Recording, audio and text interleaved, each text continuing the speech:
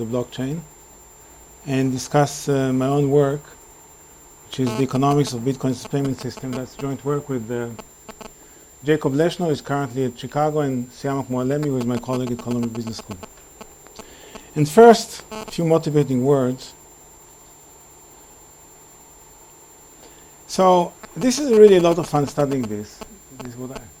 Because there's no apps, there's no paradigm, there's no set ways of doing business.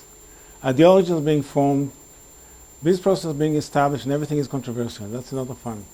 There's questions that require sorting out, from governance to incentive to similarities and dissimilarities between permission and permissionless blockchain. And I mean, you're all young people, you're looking for what to do. That's a good idea of something to do. I was here on this campus 3 years ago, and I met this young computer science professor, Aviv Zohar, who's written on that. And I said to him, you know, Aviv, you're a young man, you're gambling your career at this point on Bitcoin. What if it disappears tomorrow? He said, look, it's happening for 2 or 3 years now. Only needs another 3 years, and I'll be doing just fine. He's been doing just fine. So, it's a good idea. Okay. So Bitcoin is a distributed ledger and a protocol governing its maintenance and evolution. Distributed immediately raises the challenge of consensus. You have the state is stored on multiple computers. How do they agree on what the state is? And this is known in the study problem in computer science, but Nakamoto's innovations are that one, the consensus is in probability, and two, those computers respond to incentives. When you think about this for a second, what does it mean? What does it imply? It implies that you need to pay participants. Incentives are associated with payments. It's unusual if that's not the case.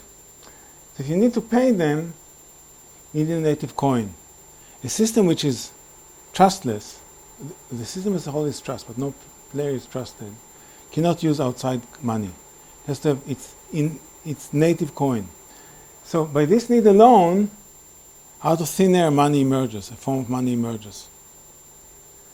Not only that, for the incentives to function, this native coin cannot be just children's play money, it has to be money that's worth something.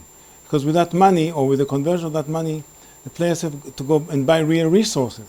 So the money has to have a value and serve as a medium of exchange. So just the construct alone, either it fails, that's a possibility, it may still happen, or it necessitates the emergence of a native coin that has value outside the system. Now, and then the other component here is that players follow the protocol because it's individually optimal, assuming other participants follow the protocol. So that's an equilibrium notion, yes? The fact that it must have value, does it mean that I could think of it as a commodity as opposed to a fiat currency? No, not at all. Must have value, it doesn't mean that you can eat it. All it means is that other people are willing to pay you. That's Jose's... Right, but as you said before, for a fiat currency, I must believe that in next period you will be able to take that. Here you're saying there is an intrinsic value to this. No, the system can collapse anytime. This morning when I looked it up, the value of... People have to accept that it has value. So everybody has to agree that it has value. Get a consensus. But it has to have value even outside the system. You should be able to sell it to somebody else. And to get a little bit ahead of myself, the reason I'm saying that is that those people who maintain the system, those computers, have to be purchased, electricity has to be paid for, somebody has to manage this. All these are real resources. So you got to pay for them from the system itself, yes. Okay. Why can't people be paid in money? Because the payment has to come from the system itself. Why does that?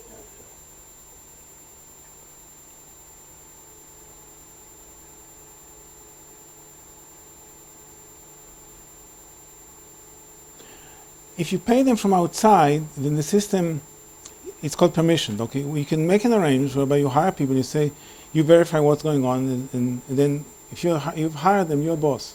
You tell me you do this. The Satoshi system is not only decentralized; it's permissionless. Anybody can become and be and contribute to the management of the system. And they have to be paid for that from the system itself, not from Eric Maskin, who has a big pocket and willing to give away money. So these kind of alternatives to Bitcoin will have appeared, which gives you a fixed exchange rate, which is essentially like fixed paying with the other money, with somebody else's money, right? If I say, okay, my coin is going to trade 1 foreign with the US dollar. So then there's somebody centralized who stands ready to do the exchange. Yeah.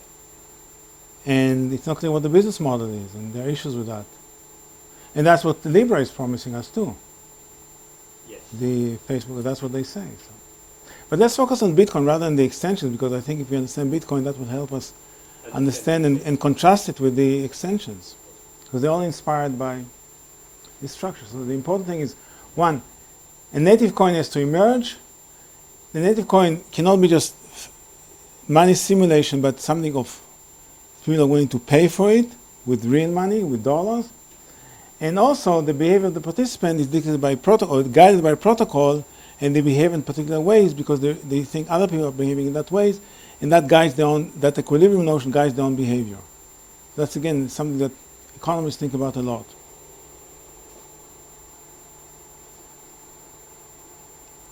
So, it's such a decentralized electronic payment system, and there are many followers. Okay, here's a transition we come back to. You can think of this as a decentralized two-sided market, where users are those who want to make payments, receive services similar to PayPal and Venmo. The miners are those who provide the infrastructure. And the whole structure is enabled by the blockchain protocol. I should add, it's a two-sided market, but there's an implicit third side or half side, which are the people who receive the payments. They're the one who are accorded value. I'm willing to receive from, there's never, payment alone is not the full transaction. The full transaction is payment and the counter service or good or payment to it. So the recipients of the payment say, fine, I'm willing to pay, and so this morning was $13,000 for a Bitcoin. So that actually accords value to Bitcoin. It's value of $13,000 per unit. It's a novel economic structure in that it's owned by no one, rules are by the computer protocol, and that's what we want to study. I'll first talk a little bit about how it works, and then I'll talk to you what are the economics of this. What do we do? So we do a few things. We compare the economics of the Bitcoin payment system with the economics of traditional firms that provide the same services. The service providers, those miners, are price takers in equilibrium, it turns out, even though the system can be a monopoly. So that's an interesting tension that is somehow happens in Bitcoin. The system as a whole can be a monopolist. Payment systems often are close to monopolies. And yet the providers, those miners, even if they're large ones, they're price takers. The fees that are being paid are volunteered by the users.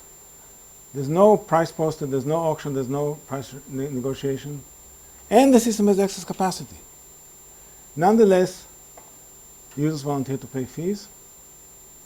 What we do, we derive closed form solution for the fees and the waiting times in Bitcoin. And we also talk about design suggestions to which we may have time at the end. And that's what our paper does. What? That's the plan. That's the plan for the remainder of the day. Then, as I said, we have a solution for the fees, and I'll jump to that to establish some credibility here. So what I'm going to show you is a chart where the solid line is our theory, where the fee should be as a function of congestion, and then the dots, which are the data that we took 2 years ago. We haven't looked at this for a couple of years, the data. So, what is it? I mentioned earlier that block size in Bitcoin is limited to 1 megabyte. So the horizontal axis is what was the block size for a particular block, or average for a day. And here are the transactions fees, daily average in US Can dollars. you explain more about this transaction? Who's paying this? How does transaction fees charge? I'm not talking about incidents, I'm thinking just the mechanics of payment. I'll get to the mechanics of payments. I'll get to that briefly.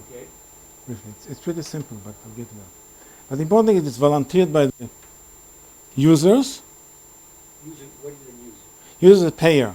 So there are two types of players here. There are the payers, and there are the miners who maintain the system, who have the computers that establish the Payer consensus. is somebody who's making a payment with Bitcoin. Yeah, Sending you, Bitcoin. yeah, we agree, Jose.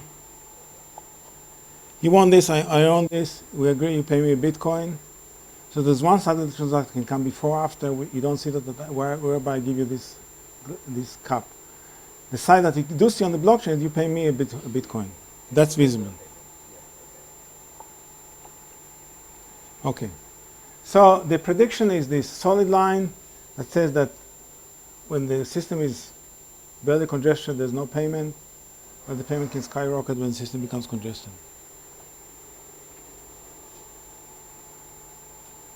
Can you tell me what are the units here? Just a second. Yes.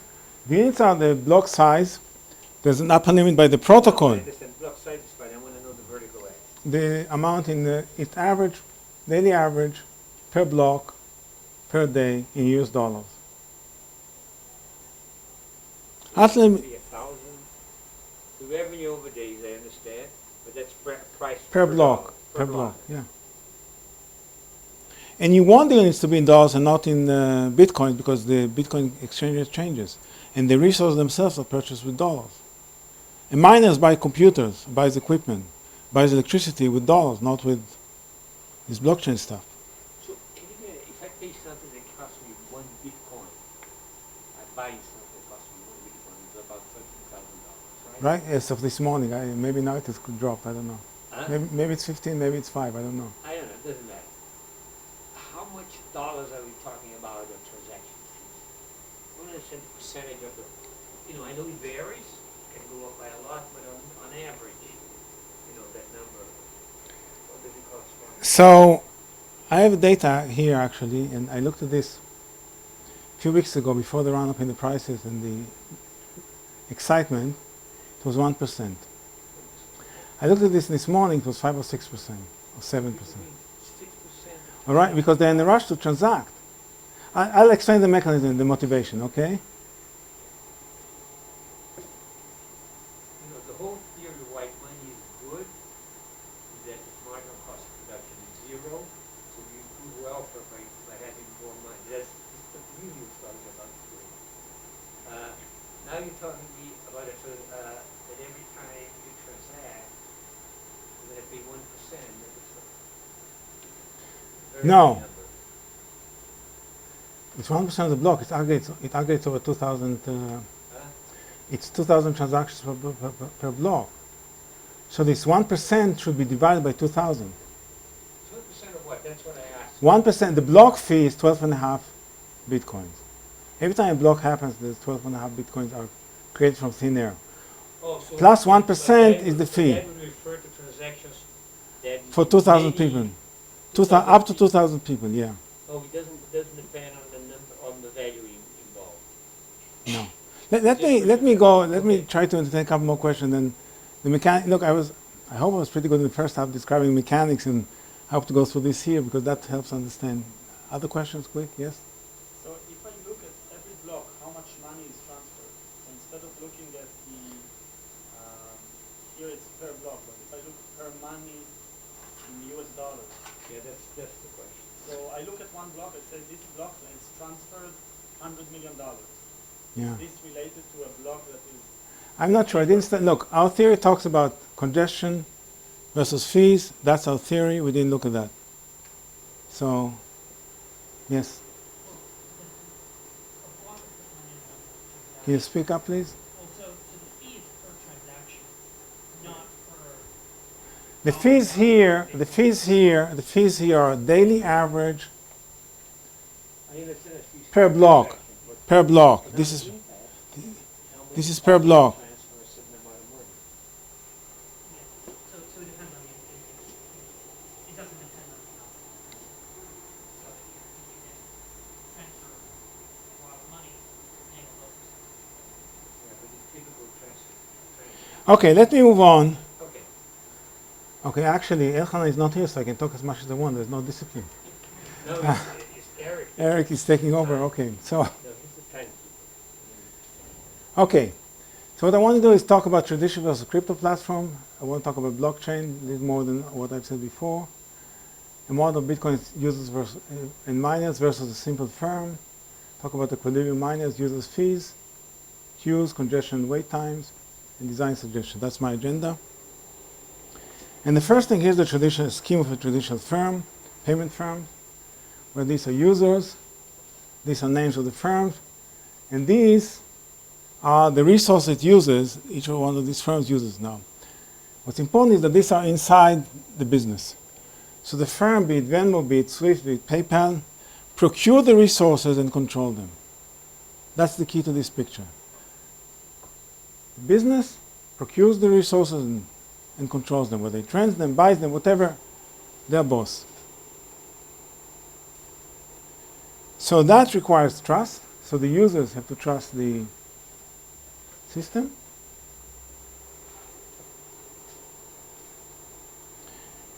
There could be monopoly deadweight loss, because the system, being a payment system, it has a monopoly of elements and could price its service in such a way that some people will not want to use it.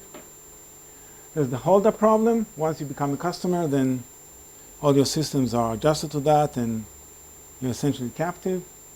On the other hand, and that will come up or may not come up, flexibility, circumstances change. There's boss here, they can change the configuration. Okay? Here's Bitcoin for you, scheme.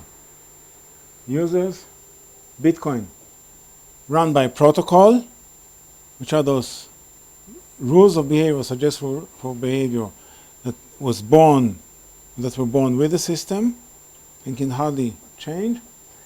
And the resources that are used to maintain the system outside the system. They're their own bosses. They're mercenaries. They come in when it pays to come in. They go home when it pays to go home. That's the key difference. If there's something I want you to remember, is this picture. And when you hear about permission, this is permissionless. It says these guys don't need permission to come in. They can come in anytime. They can leave anytime. A permission system could be this one. And then there's a debate whether that's a legitimate blockchain or not, but that's half semantic, half substantive, and I'm not quite sure how to resolve that. But the key to Bitcoin is this permissionless feature. That those miners can come and go as they wish.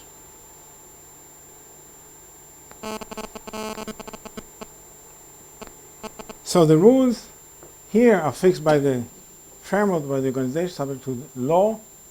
Here they're fixed by protocol.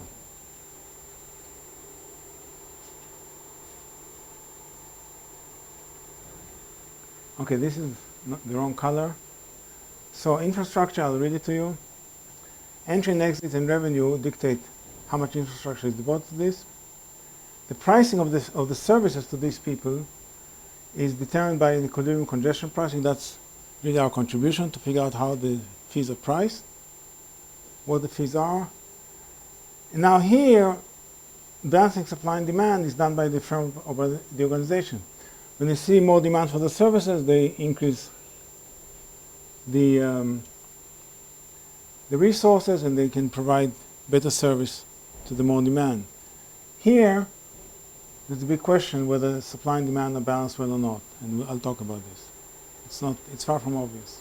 Yes? You're contrasting the traditional system versus Bitcoin in that you need trust in the traditional Here, there's an institution in which you trust. Yeah. Fedwire, Venmo, yes. In Bitcoin, you have to trust the protocol. Correct. You have to believe the protocol is valid and will be there tomorrow. And will do what you think it's going to do. Correct. How do you know that? I mean, for all you know, tomorrow the protocol will take all your bitcoins away and give them. No, the protocol is transparent. It's not secret. It's embedded in the code that is run by the How mind. do you know the system is running on the published code? So I'm not going to do that, but I want to refer to you to the last sentence in Satoshi's paper that he says, the incentives are such that people will follow the right protocol. It all relies on incentives. If you come up with an idea saying, look, the incentives inspire people to move away from the published protocol, then we're screwed. But it all depends on everybody believing that the protocol is the valid one, is the valid protocol. If someone finds a hole, a gap there, an issue there, if it's big enough, it's gone. In fact, okay, you're going to give me 3 minutes extra. I'll tell you about an episode that happened with Ethereum. So they set up some entity that was supposed to raise funds, and then by voting of the fund of those who gave the money, it would fund other, it would act like a VC. And it was May 2 or 3 years ago, and the idea was, I'm distorting the dates, I don't remember, and then in June the whole thing was supposed to form, and in July be launched. And guess what? So the money was given in there, it was like to the tune of $400 million. That's the famous DAC, decentralized, I don't remember the acronym. So the money was, the contribution in ethers was given, and then a hacker found a problem with that and siphoned all the coins to himself. Now we were at literally at a fork. Some people argued code is law. He found what you would call a bug, but that was the code. He took it away. Other people argued, no, we never meant that. We're going to reverse those transactions. And a big debate in the community ensued a couple of weeks to resolve that, because the money was frozen until the operation was started working. And because it was Ethereum, there was Vitalik Buterin, who is the inventor and a great mind, he's a young man, he's in his early 20s, but he's a great mind if you read him, and he's a moral authority there. He said, we canceled the code, reverse the transaction. Consequently, 2 coins emerged. There was Ethereum that followed Buterin's dictate, essentially, or suggestion, and Ethereum Classic, which said code is law. So there were 2 coins, exactly for that reason. So there was a bug in the protocol. They tried to do a fancy protocol, there was a bug, and that's how it was resolved. So you can take it where you want. What does it say? It says it's reliable, not reliable, what happens tomorrow? Both currencies, do they still have value? Yeah. You can have forks and you have multiple currencies. Yeah, it happens. And they both provide that. They both what? So one of them, the guy got for $400 million. Yeah, but I don't think he could use them. I'm not sure. Oh. Because it was crypto coins. That's what I mean. So, yeah, it's a good question. They changed the protocol. Yeah.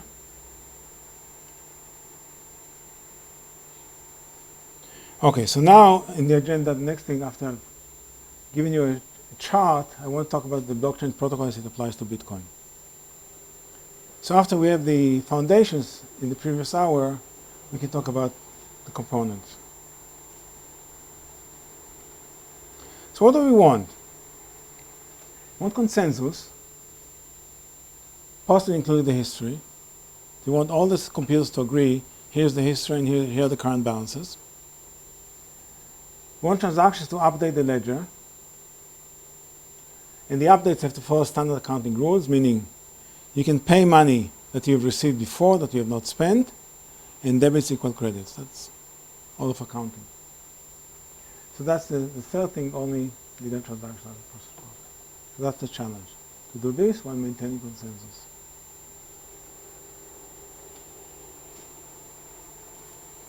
Here's a picture of a transaction. I'll come to your fees, to the mechanics of the fees in a second. So, Mr. X refers to an earlier transaction which he received 9.5 bitcoins. He sends publicly to the mempool, say a word about the mempool, and signs. He sends 3 units to Mr. Y, Z to Mr. Z 16.4, and guess what, Jose?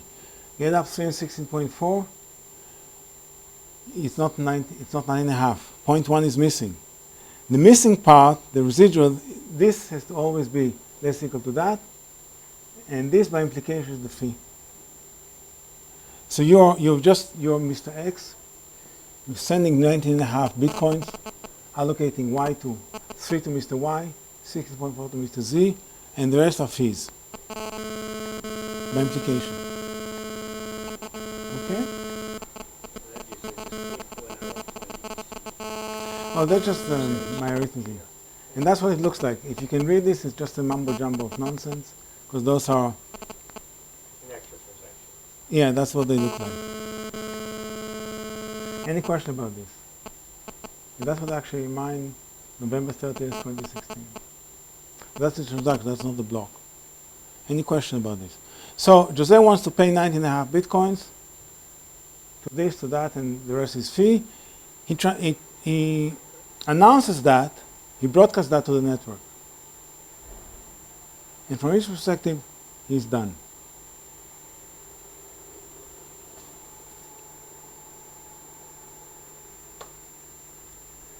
Now the blockchain ledger, that's a transaction, is a block of transactions that happened in the past,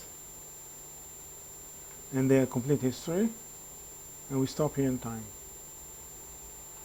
And now the challenge is how do you extend another block that will include this transaction?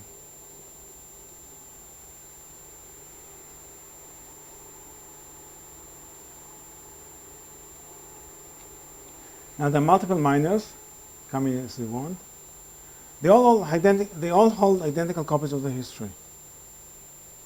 And the challenge is to extend the history in such a way that we all agree on the extension. That's the consensus problem.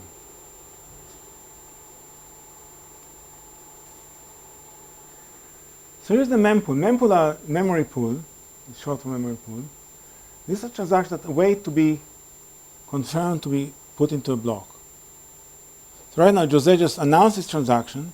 It's not in the block yet. He's just waiting. Every miner has his own mempool. The mempools overlap to a large extent. And he organized those into the new block.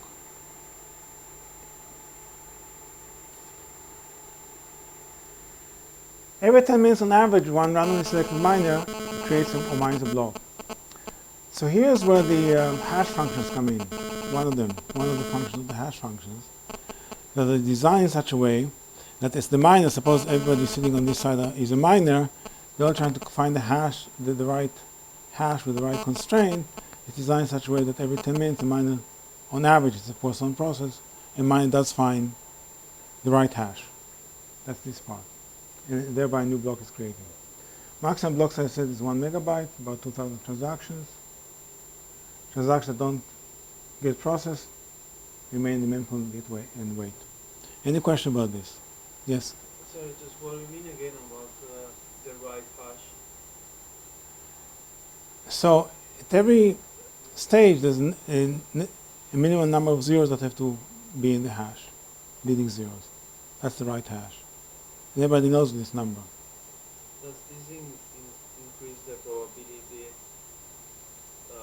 that we were talking about before? Because finding the exact right hash, like it's almost it's not, there is not only one nonce, for example, that can lead to that, right? There is more than one. But if I only need a hash that has the first 10 numbers. So it's designed in such a way that on average, only every 10 minutes somebody will win. It's sufficiently difficult. Harder, you find more zeros, for instance. Right? Exactly. Then it will take longer. You make it easier, it will take less time.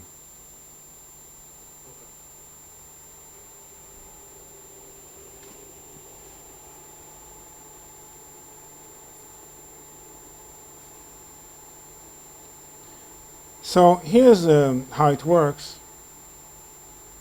You have a block header, which I alluded to when I showed the Merkle tree.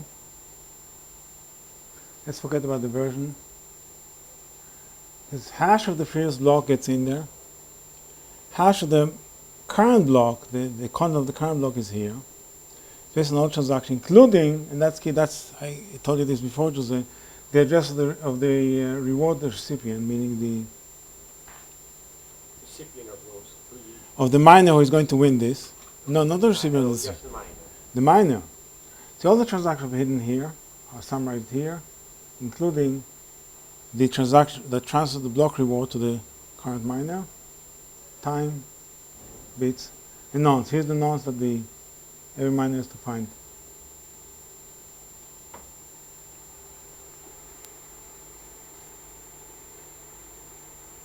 That you cannot see anyway. So here's and this process, by the way, is called proof of work. Somebody used the term proof of work. This is proof of work. Proof of work.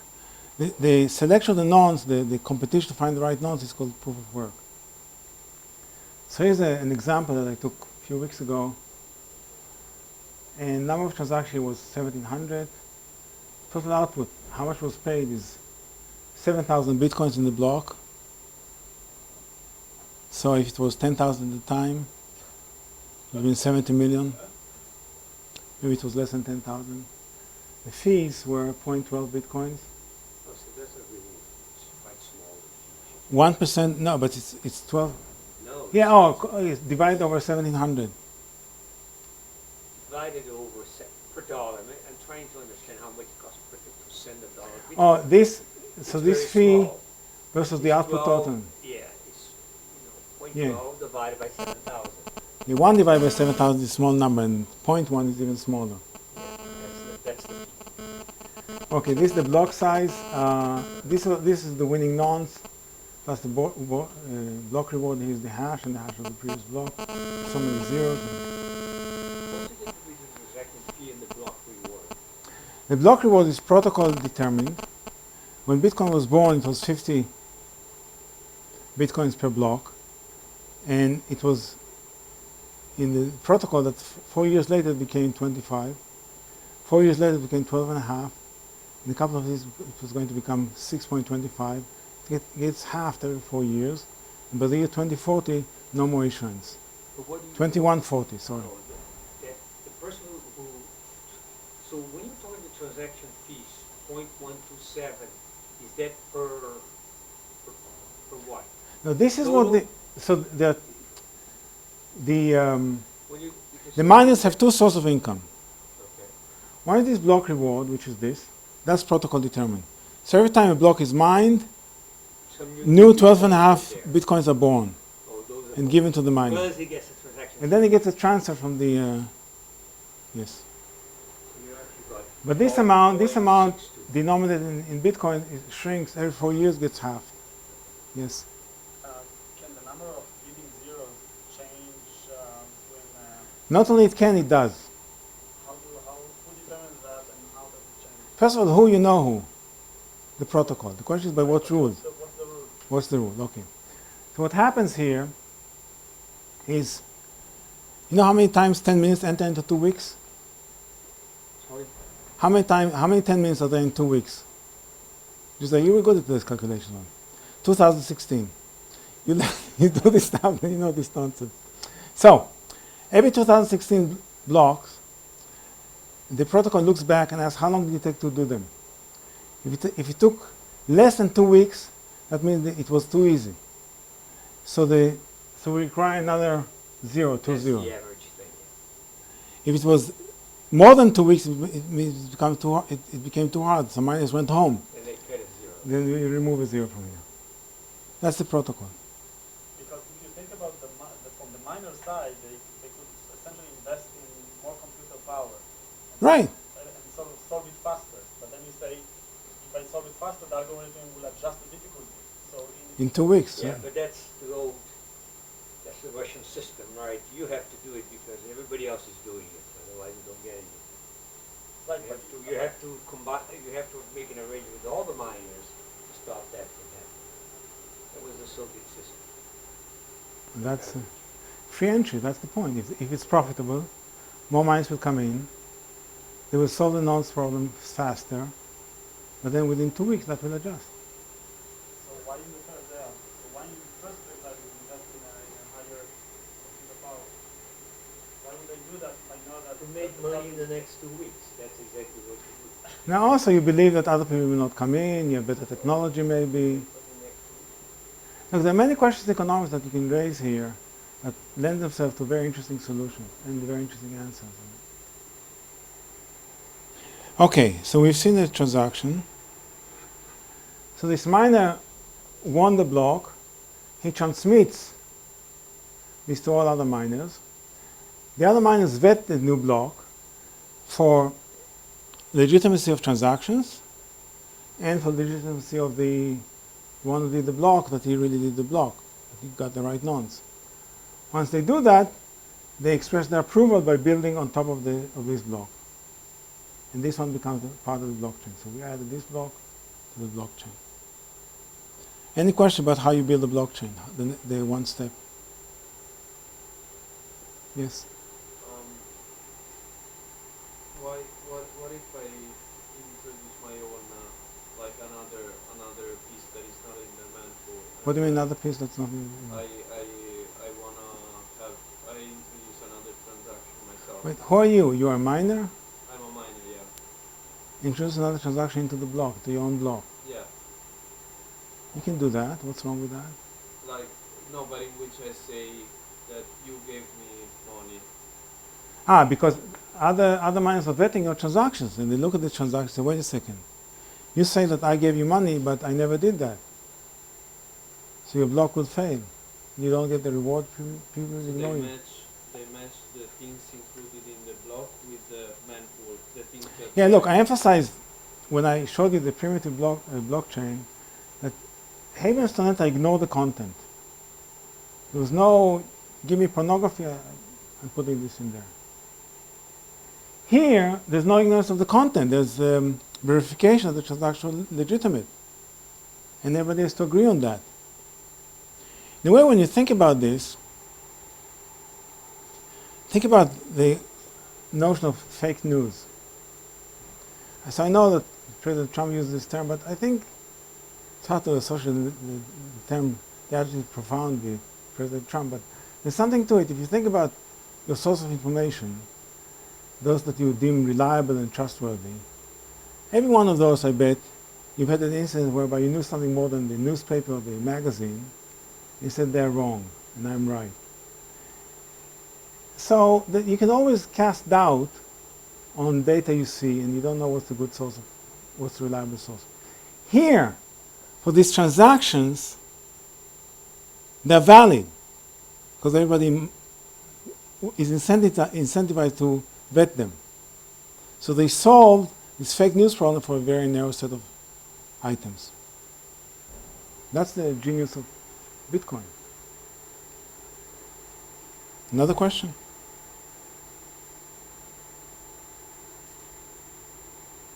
Okay. So that's roughly summarizes the situation. We go to the mempool gets transmitted, and you got the idea how Bitcoin works. Any question about Bitcoin? How it works? Okay, so we talk now about the model of Bitcoin users and miners. Two-sided markets. Users choose transaction fees. Miners, in the best interest, rank the transaction by the fees. Decide which ones to put in the block, and they will give priority to those that pay more fees. New blocks are added for some process. System throughput is independent of the number of miners, because the process that one miner selects at random to process the transactions, and the block size and block rate are fixed by the protocol. So that's very important. You're going to discuss this, or you're saying that... I'm asserting that that's the protocol. The protocol says... One miner selected at random process transaction. Somebody must have solved the problem, right? No miner has yet produced the right hash. No, so one miner selected is the one miner who produces the right hash is the one that's selected.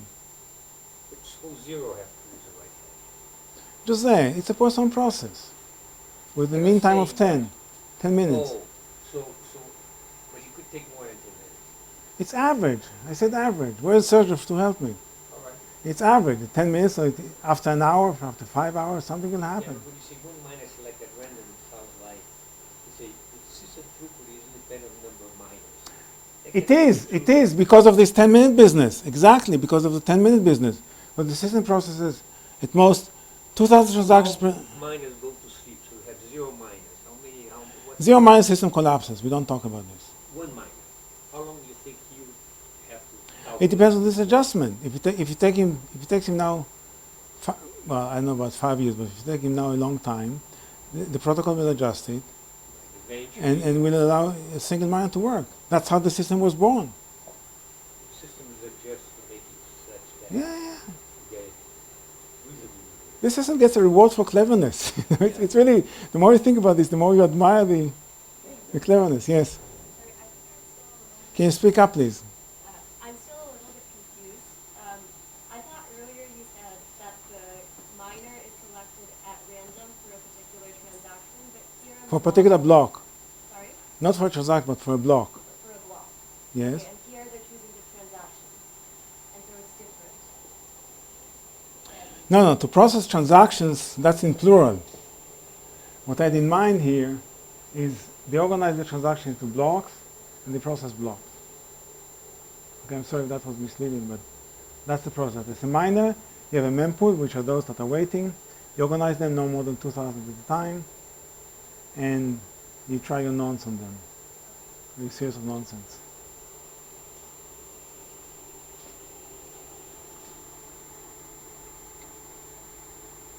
Okay, so this is a reasonable summary of what I said so far, I hope. So here's a simplified model that we created. First, the n computing units of miners. And we have lots of small miners, free entry and exit. And miners maximize profit. That should not be unusual here. Blocks are added at a person rate, mu. And each will process up to k transactions. So the system capacity, the throughput is no more than k times mu. Okay, now comes the part of the user. So this is as far as the miners. The users, they get utility from the service that is an expression of three terms. R minus C times W minus B. R is a reward for seeing the transaction through. When I pay Jose, for whatever service it gives me, I get the benefit from seeing the transaction being part of the blockchain. Otherwise, Jose is not going to give me the counter service. This is a fee I volunteer to pay to get priority. And this is how long I wait, and this is my cost of waiting per unit time. Now, how long I wait and my cost of waiting per unit time is exogenous, but how long I wait is an equilibrium notion. I'll talk about this. Any question about these three terms? Yes? What's the numeraire? US dollars. Everything should be, even though this is done in bitcoins, everything else I can figure out the units as I want. I think about the payments being done in dollars, not in, that's the safest way of thinking about that. So the assumption is that the users have heterogeneous delay cost that is distributed between 0 and C bar. And then there's this willingness to pay this R, which I make it binary simply so we can compare the system to a monopoly in an easier way. We assume that the arrival rate of the request for the system does not exceed Q times mu, otherwise it's analyzable, but it's a mess. Any question about the users? What? W is the waiting time. And that's derived endogenously. We'll talk about this. Another question?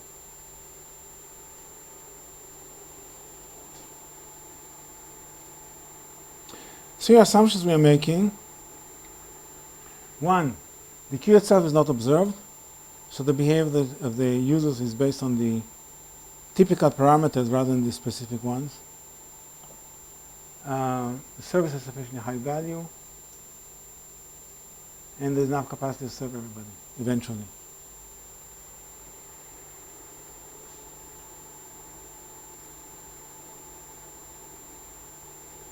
So, here's what a monopolist or profit maximizing firm would do if, under this condition, the set transaction is equal to R sub R age and process the transaction without delay. Meaning, it really excludes the low willingness to pay customers, but imposes no delay on anybody. Utility R minus C times W minus B. With R equal RH, W is 0 and B is R sub H. And the dead weight loss is half of RL, which is what is being lost by the low willingness to pay customers who are not being served. And also, if you think about this dynamically, if users are locked in and the willingness to pay increases, prices will go up. That's a standard monopoly problem with the two types of customers. And I'm putting this up not because it's an important problem, because it's convenient to make a comparison.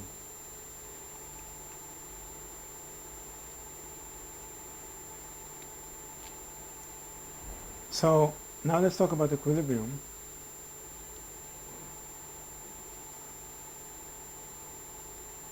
So maybe I should say something before I talk about equilibrium. The difference is that in the Bitcoin system, everybody is being served, but there's waiting time. There's 10 minutes, at least, expected waiting time. So that's different from the monopoly problem. Everybody.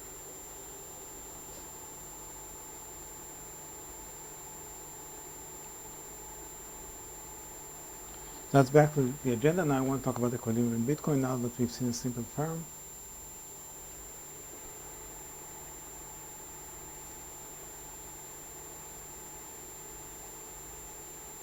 So what happens here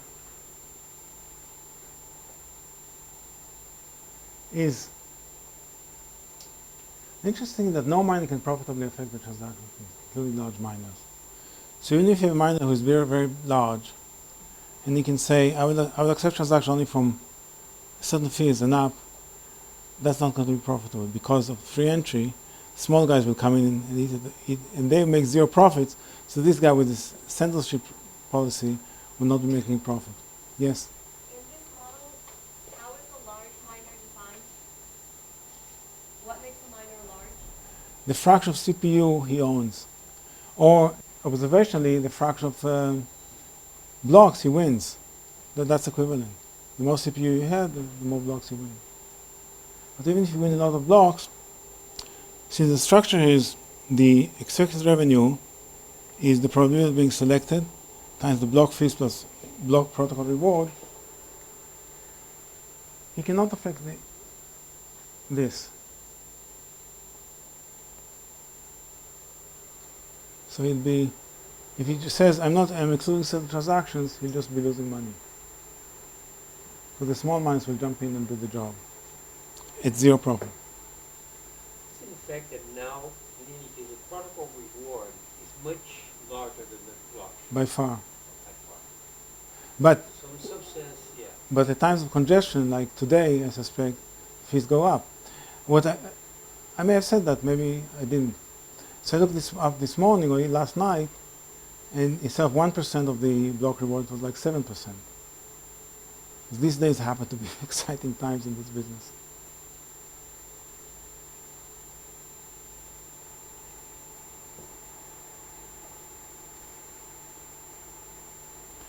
How many miners will be there because of zero profit condition? Number of miners, if this is the amount of CPU per unit, is equal to the revenue plus the exchange rate times the block reward, and the ratio is n. That's to maintain this break-even condition. And the system procures mining at this price, C sub n. So that goes back to your question about miners coming in or out. Zero profit. Okay, let's talk about the users and how they choose the fees. User utility is the reward for seeing the transaction through, minus the fee, minus this term. Now the waiting time, and that's really the analytic contribution here, a function of your own bid and the distribution of the other bids. In fact, what you're going to pay, what you're going to wait, depends on those who bid above you. Those who bid below you are not relevant. What's relevant to you is those who bid above you, how many of them there are. So you have to wait in, the miners will process you after it has processed those who bid above you. So the challenge is to find a distribution for this. And users are really effectively playing a game, a congestion queuing game, whether to participate or not, and they trade off the fees and the delay. And that again, notice is independent of the number of miners. Yes? So when you say I care only about the part of the solution which is above me, but after say 1 minute someone else could send a transaction that will be included in my block. How do you, for example, take this? Okay, so the answer to that is I do take this into account and I don't. In the sense that the assumption here is the users know the distribution function of arrival rates of each type. They don't know the actual queue. They ignore the actual queue and the actual bids. That's a somewhat limiting assumption, but to solve the model with this knowledge, this extra knowledge is really beyond our means. It's relevant. I'm not saying it's not relevant. Just That's something for data that they could try. who? Right. Well, queuing theorists haven't solved that, and they know about this problem. So not from Bitcoin, but from other stuff. So that's the congestion queuing game. And as I said, the analytic challenge is to find this W. To find G, which in turn dictates W.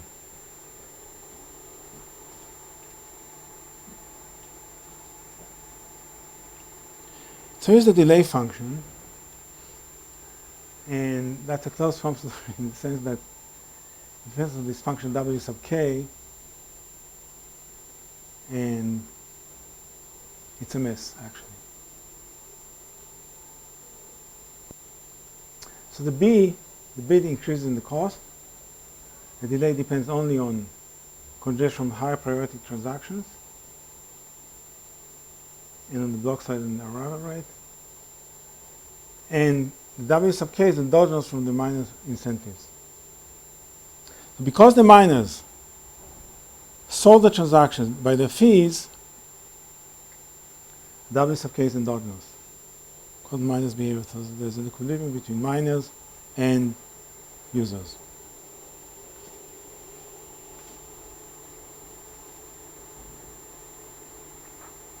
So here's this function itself. I'm not going to talk about this because I don't understand this myself. There's this z sub 0. Z sub 0 has to be a solution to this. So we say closed form solution. It is closed form solution by some formal definition, but it's not something that's convenient to mess with. So let's move on. Okay. So Some polynomial, that's what you're saying, right? yeah, you got to solve for this polynomial and Yeah. Zero polynomial.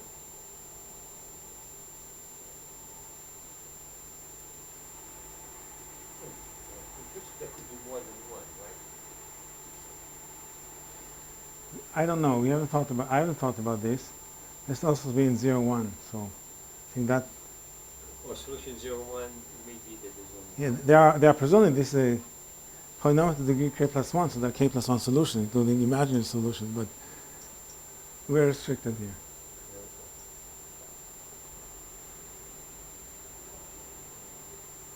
could be or not. Okay, is 1 a solution? Suppose you plug in 1, you have z0.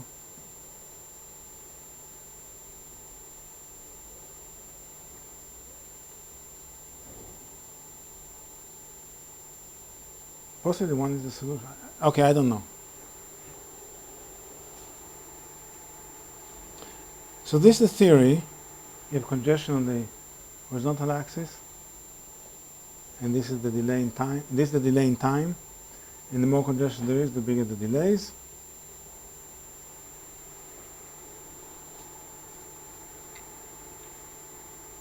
So in equilibrium, all users participate.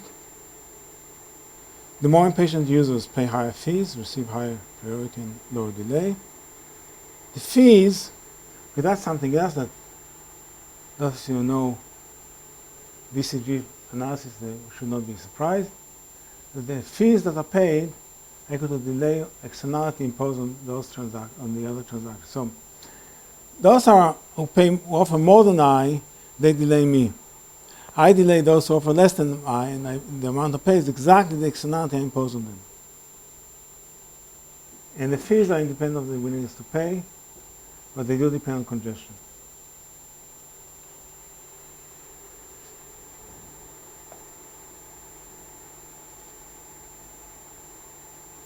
So we have formulas for fees and surplus, and you're welcome to do this integrand. I'm not going to do that. I cannot. Okay, here's another measure. The previous measure of congestion was not observable, but this one is block size and the fees per block, the average fees per block per day. That's the graph you saw at the beginning of this part, and here the data around it, and here it is again. We're starting from 0.5, and the black graph is our theory, and the dots are what we observe. Yes? How sensitive is I don't know if you tried, but if I change the cost function, so instead of having a constant cost times waiting time, I have something that is related to, I don't know, the price. You mean empirically, how is it sensitive? Sorry? You ask empirically, how is it sensitive? If you tried something a little bit different than just linear. So I'll tell you what we did. There's something I have noticed, even Jose haven't noticed, that to produce this, you got to take a position, what is the distribution of the cost? The theory is for a generic distribution with an upper limit, but if you want to produce numbers, whether theoretical or actual, for the theoretical, not for the actual ones, you need to take a stand on what the distribution is. This is the stand we took. Let's see, it's distributed uniform 0 to 0.1. Because that was easy. We tried that, it worked, we didn't try anything else. We declared No victory. fitting here, really. You didn't fit that many parameters. You just started- No, we just tried this. We just tried this. that, it worked It pretty works for well. us, and we figured, why not declare victory? The exercise here is not in the computation exercise to try to fit the best distribution function that will fit the data. That's not what we did. Because my guess would be that you would pay a lot more if you know that the price is volatile. You would pay a lot more if the price of Bitcoin is very high and you think it's going to move. You're willing to pay. But these are not there. This is not, volatility of Bitcoin is not part of the theory. No, I'm saying Just that the before cost. we join real transactions, there's no essence. This is the transactions that you're making within the blockchain where you're actually buying goods and delivering something exchange for goods. Right. It's not there, the price of Bitcoin doesn't really enter. But if I pass me someone else's Bitcoin and I know that now I'm passing you, say, $1,000 of US dollars in Bitcoin, and the Bitcoin is super volatile, I know that when the transaction is going to actually happen, it may cost 500. Fine. So I accept that, maybe. And this is the first paper on transaction fees. You want to say, here's another parameter that I believe is important. Go for it. Right? And I'm not saying sarcastically. We did not pay attention to this. We abstracted away from that. Do I think that Bitcoin is volatile? Yes, I do think so. I agree with that. Does it affect transactions? Possibly. If you're looking for ideas what to do, that's a legitimate question.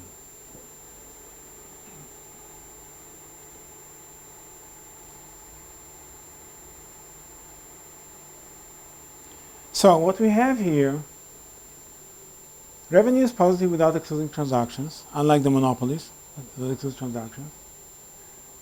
Even transactions that pay no fees eventually are processed. There's room in the blockchain, in the block. Why not? Everybody gets positive utility. There's a positive surplus even to those who pay the least, which is not possible on the profit maximizing firm. Payments are independent of the willingness to pay if the willingness to pay is high enough.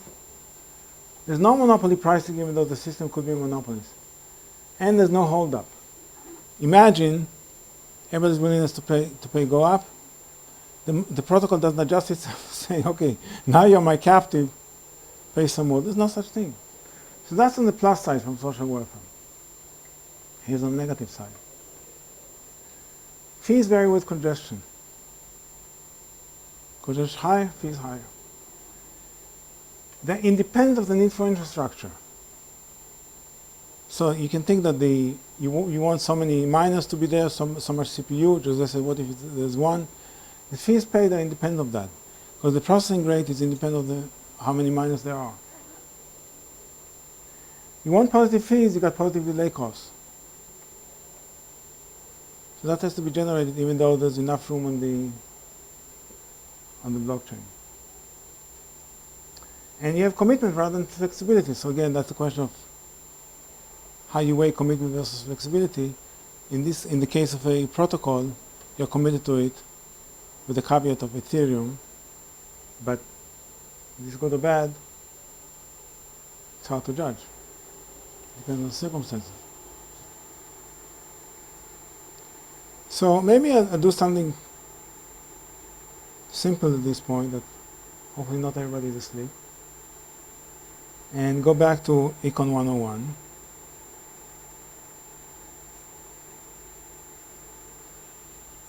Everybody's seen that, supply and demand. And there's a missing D here. Or rather, this D belongs in here. Sorry. Let's imagine supply costs go down. Price of computers comes down. Okay, let me ask you, maybe I'll wake you up a little bit. Suppose computing price goes down. How does this affect the system?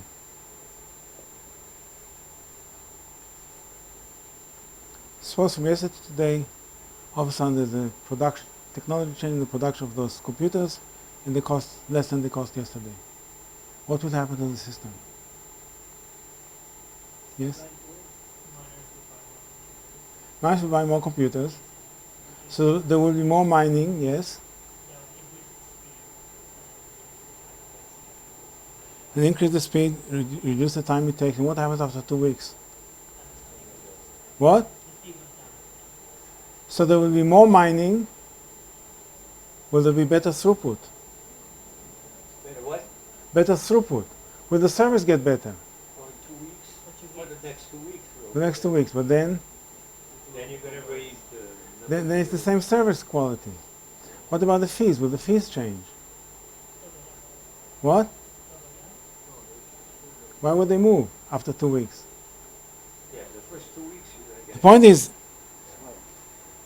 yeah, but let's not worry about the 2 weeks. Supply costs go down, the price goes down in a normal system, and quantity goes up. That's a standard Econ 101. Supply costs go down, price goes down, quantity goes down. You just shift the curve from here to here. Now Bitcoin operates differently, this is the equilibrium. What happens is that the mining costs go down, there's more mining. I'll say a word about security in a second. But throughput remains the same and the same transaction fees. It's like a government who subsidizes a good, and now the good becomes cheaper to produce. They just take the subsidy away, which is, they're getting me this 12 and a half, they're going to make the problem harder. Exactly. But so that's essentially The protocol acts like a government in automatic.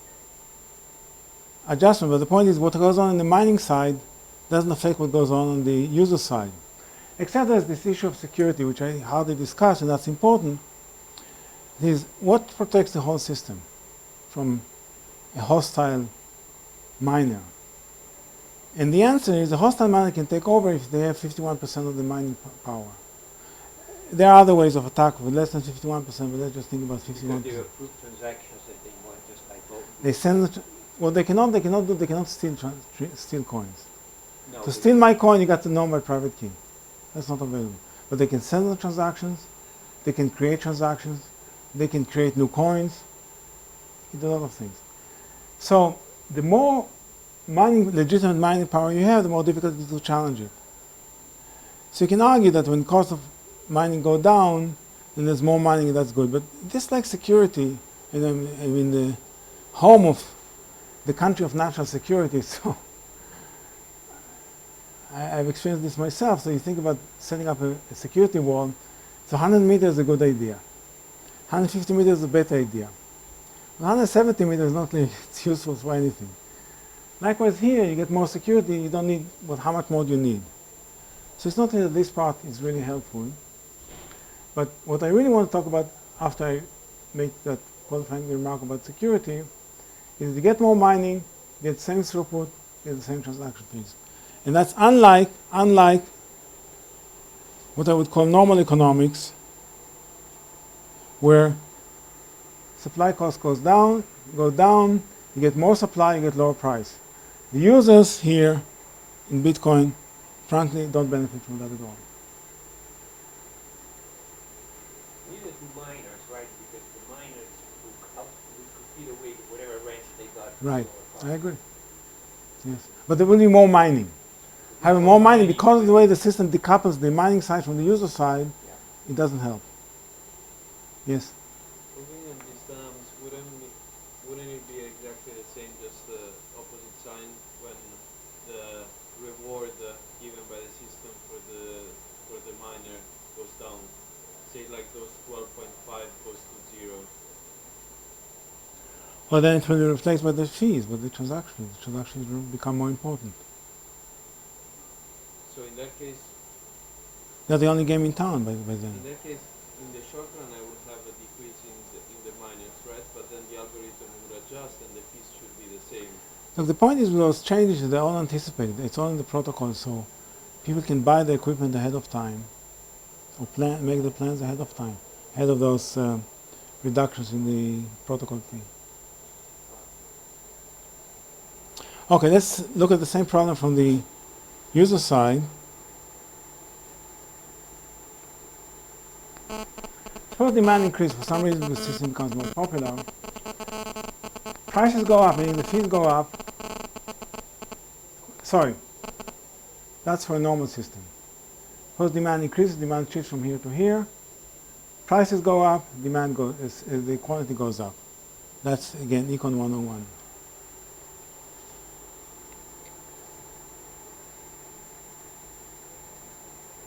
What happens when demand for transactions goes up? Fees increase because the system becomes more congested, but capacity intact. That there's more fees means eventually there's more miners, but capacity cannot adjust because capacity is dictated by this protocol that you have. That's all there. And that need not be good, because circumstances change, the system becomes popular, and we want to change the protocol. It's very difficult.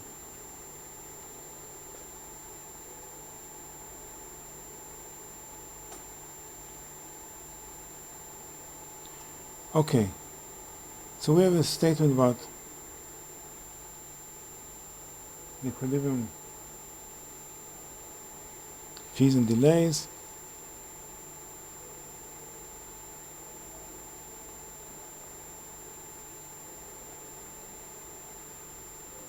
Okay. Actually, I have this from a different perspective. I want to show it there.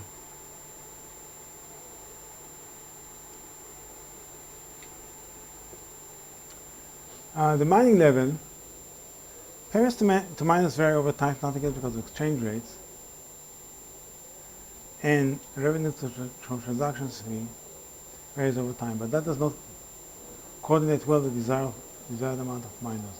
In traditional economics, the beautiful of the invisible hand is that it brings people to the place where everybody wants to, which is socially optimal, socially desired.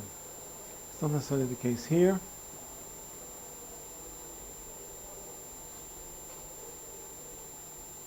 Higher fees and higher exchange rates are not necessarily genuine signal for higher demand for mining, but they generate higher demand for mining. So that's really the important observation.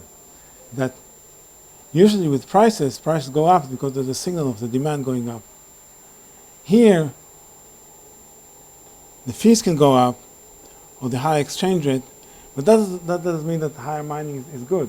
It's helpful to the system, yet if you generate more mining, more computers will be bought, more electricity will be spent, even though it doesn't help the system at all, just because of the zero profit condition. Miners will come in, but nobody needs them any longer.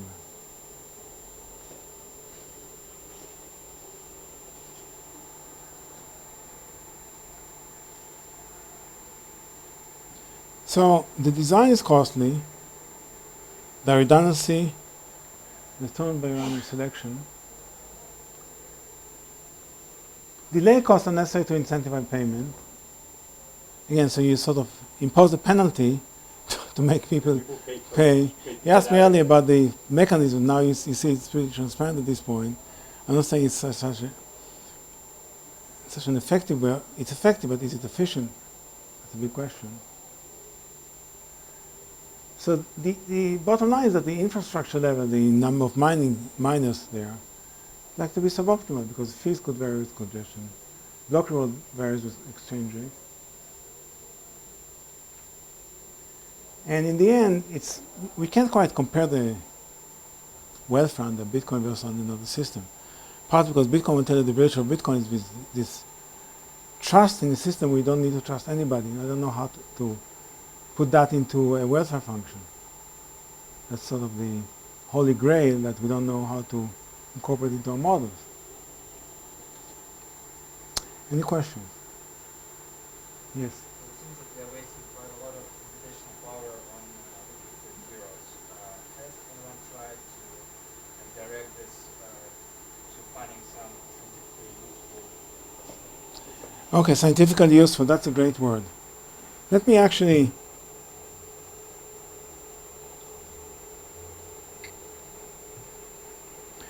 say a couple of words about the origin of this. So one, you can think maybe it's best if just we do one person, one vote. Who needs this nonsense? We can just, next block, we vote on this and we reach consensus. The problem is,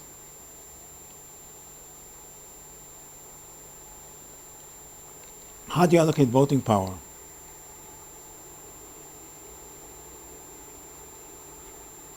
The problem is that you can say one IP, one vote, one internet protocol address, one vote.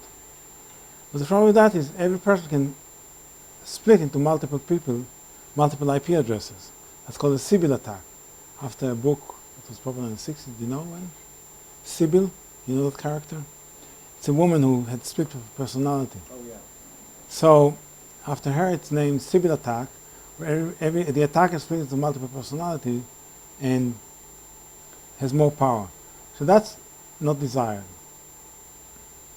So the other choice was one CPU, one vote. And CPU is expensive. That's why it works. Now, if you want to do a competition whose product is, let's say, finding out the next prime number, suppose that is some useful, and somebody will pay for that, that in equilibrium will not be important because that will be net out of the block fee, block reward. So that's not going to work. But there's talk about proof of stake. And it's a problem that I'm not sure has been solved. Some people claim they've solved. Proof of stake, S-T-A-K-E. So rather than one person, one vote, rather than doing this non-stuff, you have certain fraction of the coins, you commit some of them to be locked in for a while, and that's the amount you commit is how much you can vote. So that's the hope is that is not wasteful or hardly wasteful. But I haven't seen any system like that being. So commit in what sense? You have to hold that amount and you can't trade it? Exactly. Exactly. You cannot use it for other purposes. It's kind of strange because the whole social usefulness is this stuff. If you trade, otherwise why do you need it? We're going to say... I agree. And actually, maybe we can talk about this. I want to find a model that says that this will generate a different allocation of the holdings, and that itself is a socially damaged idea. But this criticism of proof of work has been well known for a while, from the beginning maybe. It's expensive, right? It's very expensive. I'm not sure that Satoshi foresaw how expensive it could get, but yeah, it's very expensive. Yes? Can you speak up, please? Are the transactions secret? I mean, No. They are not in the sense that they're all on the ledger, it's all visible. The transactors are anonymous because they use these public keys and because it was claimed that criminal activity is going in the Bitcoin network. that what?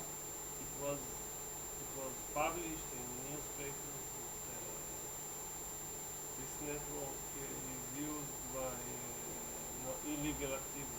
Oh yeah, plenty of that. Like Sure, you get anonymity. It's not guaranteed, but you get plenty of anonymity, and plus geographic dispersion. That's great. Think. Let me give you a couple of examples. Suppose you want to pay a spy in Tehran. In the old days, you would have to go to London, open a bank account, and then you claim you paid him. You have to call them up and tell them, ask them how much you deposited there if you want to manage this spy.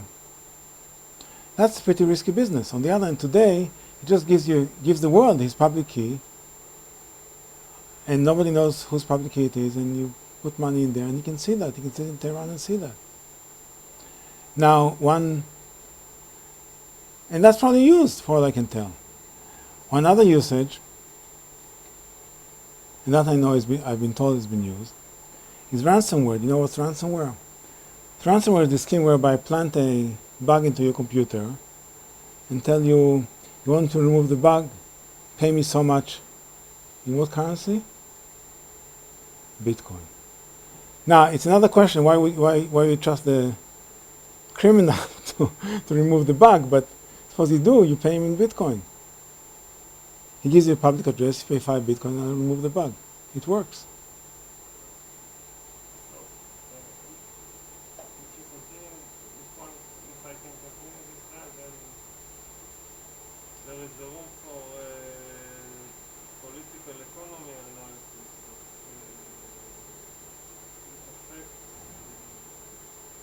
the design of the system, the capacity of the system in terms of state power acting against those systems. Okay, look, there's a limit to what I can talk about. I'm not sure I've thought about this, but I'll give you, but you talked about political economy, I'll give you one other example of usage.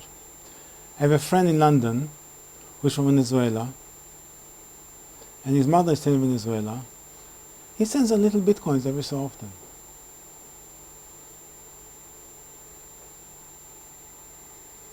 That works, he tells me.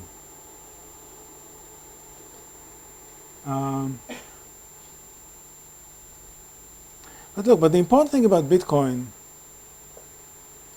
it's actually sort of a miracle that it works. But we want to think about this as a prototype for something, for a future system. Maybe Facebook is one. And there are quite a few great minds who are involved in that. There's an MIT computer scientist called Silvio Micali, who is the winner of the Turing Medal, the highest award in computer science. He established a coin that's called Algorand, and he has a whole operation around him. Then Ken Rogoff is there. Andrew Law is there. What? What's the algorithm? I'm sorry, what? You establish a coin named algorithm. Algorand. And what does it do different than Bitcoin? Or? The whole verification mechanism is different.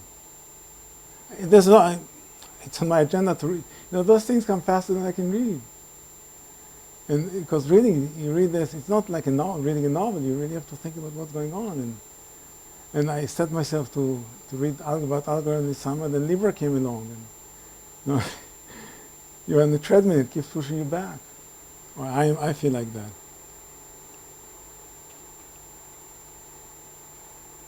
So what I want to say was that serious people are giving serious effort to this idea. Okay, design suggestions.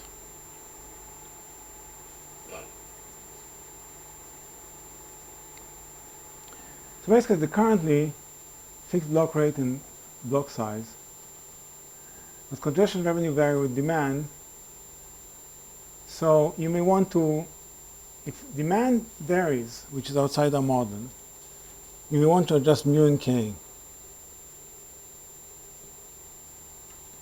And the fixed transaction fee will not do this because coin value fluctuates. It doesn't. So what we want is to respond to the demand in bitcoins. And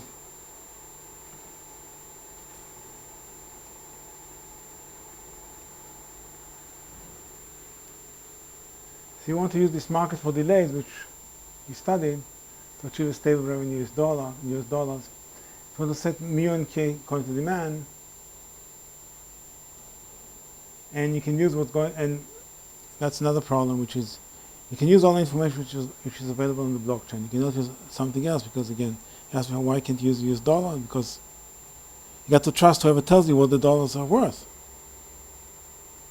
It's called the oracle problem. Whatever happens outside the blockchain is not known to the blockchain unless somebody tells it, but then you got to trust the teller. But congestion below, if it's not 100%, you can tell what it is. If it exceeds 100%, you don't know the size of the mempool. That's not on the blockchain. So you can adjust the hash difficulty. It's two-week business according to congestion. And then there's the question of what's more important, whether it's what you want larger block size, you want faster service, and the answer is you want smaller block size and faster service, and I won't talk about this because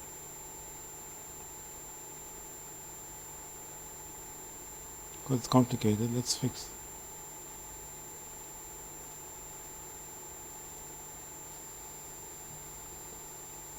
So I have a summary and I have a couple more quotes afterwards, so bear with me. That's sort of fun. One, the economic innovation of the blockchain is the governance. There's no owner, the commitment to rules. The fees are determined in equilibrium minus the price takers. And congestion is a revenue generating mechanism. So it's not that there's first congestion, then we need to figure out how much to charge, but we arrange for congestion so we can charge. And then there's the design part, so I've skipped over because you're running out of time. And now I want to bring a quote from the New Yorker. So last fall, the New Yorker had an article about people around cryptocurrencies. And I think it's a very apt quote. And here it is. The title of the article is "The Stuff Dreams Are Made For." A small sliver of the population understands blockchain technology well enough to engage in fierce esoteric debate over the meaning and relative importance of various ideas and terms. At the highest levels, everyone practices a kind of obscurantism, unwitting or otherwise. Elsewhere, people fake it. Keep that in mind. That's I think that's Schiller was quite candid, saying nobody in economics understands Bitcoin. Hopefully, I removed you one step away from that crowd, and you can appreciate some of the features and some of the complexity and most of the cleverness of the system. So, I think I should finish here. There's other questions? Well, that's your chance, for me anyway.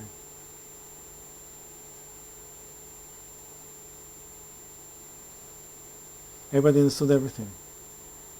Yes? Speak up, please.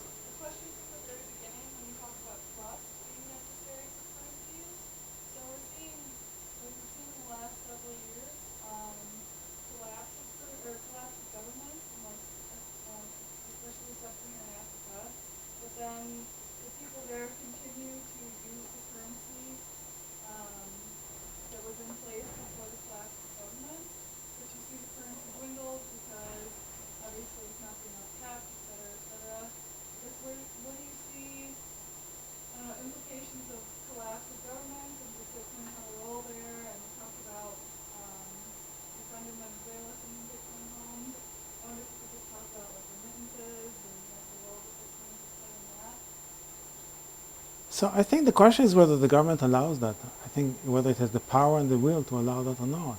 Because ultimately, the sensitive point with all this, at least with Bitcoin, is the transition from and into Bitcoin and the rest of the economy.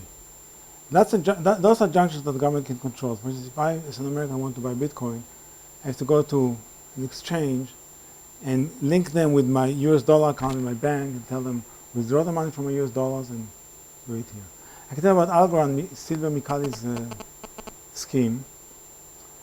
So it's based in, I'll tell you where it's legally based, but he's in Boston. They have a research team, they have a Algorand Foundation based in New York, but legally they're in Singapore. And they told me, the people in New York told me they were looking for people to be on the board or this or that. No American citizenship, no American green card, no connection with America whatsoever. In order not to get involved with the SEC, because the American regulators would play havoc. So, yes. What's happening? So you mentioned that on your first slide, I think you have 2,000 Bitcoin right things, 2,000 Right. Bitcoins. And that sounds, on the one hand, seems very easy because the Bitcoin algorithm is public, so you could Yeah. just make a copy and start. But did any of those, or how many of those have got any traction? I mean, What do you mean by traction? having people buying and selling with them. And that's Mining, with having miners, for instance, if they use mining.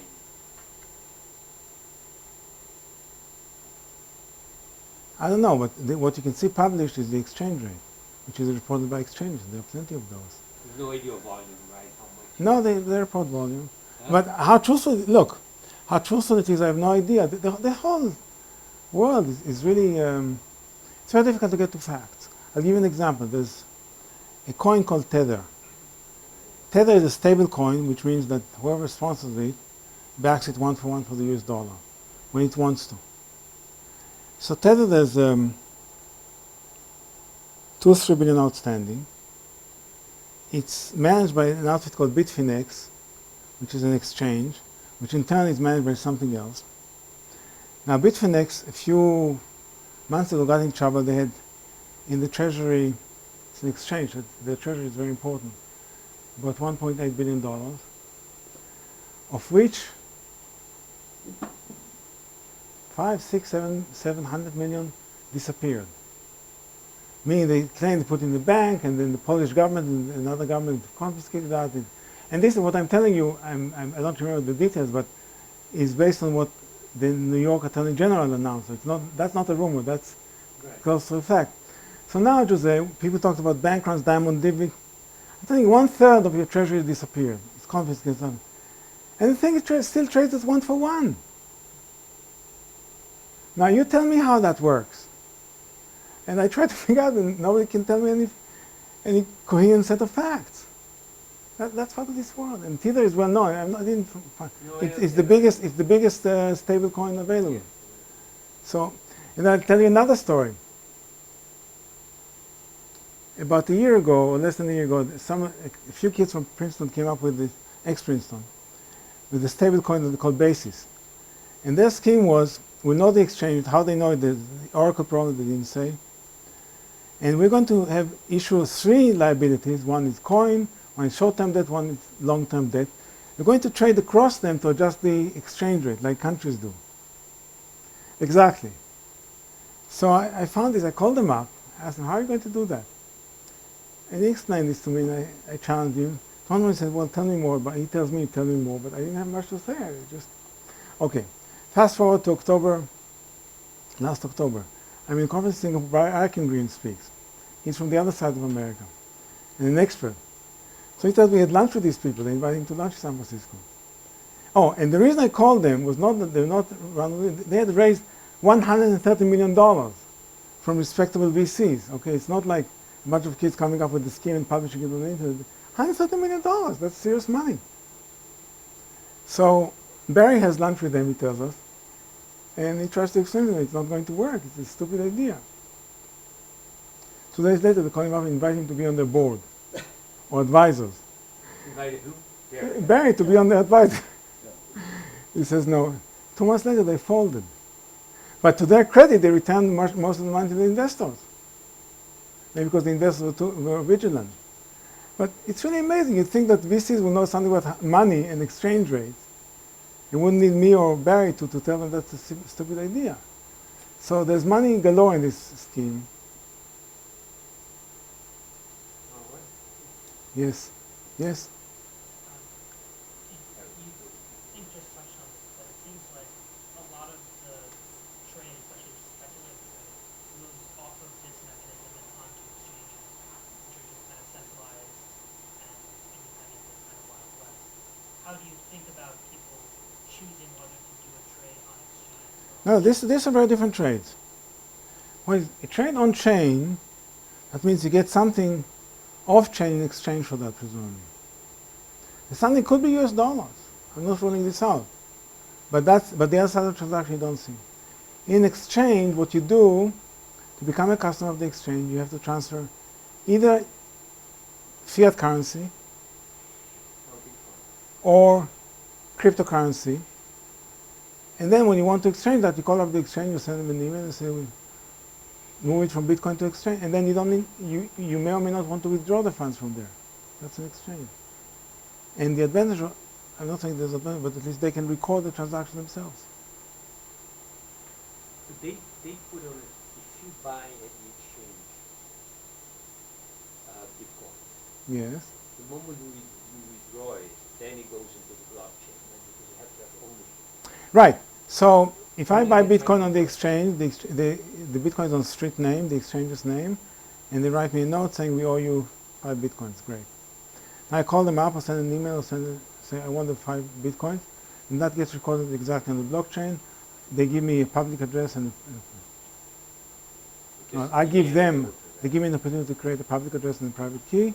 They send it to my public address, and that's mine. You cannot control that. Yeah. Or if it's dollars, I tell them my bank account and say, personally pass the money to my bank account. Yes? I was just thinking, right now there are also big companies like Facebook, also JP Morgan, Goldman Sachs, they are creating their own cryptocurrencies. What are the incentives you thought about those companies? To do it, Yeah. So, they're all stated coins, right? They're all going to be fixed price. At least the announcement. so I don't know what the cryptocurrency is. I understand Bitcoin to the extent you saw. I understand the incentives there to be a miner or not to be a miner. And the key is whether it's permission or permissionless mining. If it's permission mining, that means that there's a boss, says you and you are verifiers of the transactions, validators, and I call the shots. It's a different structure, and I'm not sure to what extent it's inspired by Bitcoin, and to what extent it's just the hype that they want to make use of. It's not clear it's not clear to me anyway, I've heard different opinions, whether permission blockchain is a blockchain.